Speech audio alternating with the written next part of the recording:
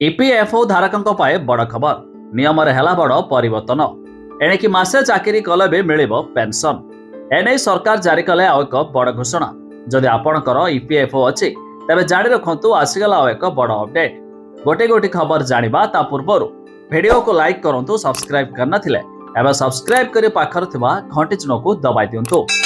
सरकार कर्मचारी को बड़ रिलीफ दे एम्प्लॉइज प्रोविडेंट फंड ऑर्गेनाइजेशन अर्थात ईपीएफओ पेंशन नियम रे गुरुत्वपूर्ण परिवर्तन करिसेंती। एबे जदि जड़े कर्मचारी मात्र एक मास भी चाकरी करती तेबे से एम्प्लॉइज पेंशन स्कीम अर्थात ईपीएस अधीन रे लाभ पाइबे। तेबे यह संशोधन विशेष करी से युवक एवं अस्थायी कर्मचारी उपयोगी जो माने बीपीओ लॉजिस्टिक ई कॉमर्स एवं चुक्ति आधारित चाकरी रे काम करती।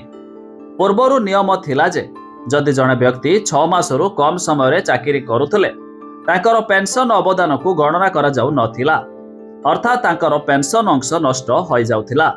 किंतु एबे नुआ नियम रे परिवर्तन करा जायछि। एबे मात्र 1 मास चाकरी करिबा परे मध्य कर्मचारी ईपीएस अधीन रे आसिबे एवं भविष्यत रे पेंशन पाइबा पाई हकदार हेबे। तबे एही नियम सेही सेक्टर कर्मचारी पाई सबुठारु अधिक उपयोगी हेबो जोठारे चाकरी अवधि बेसी दिन न थाए।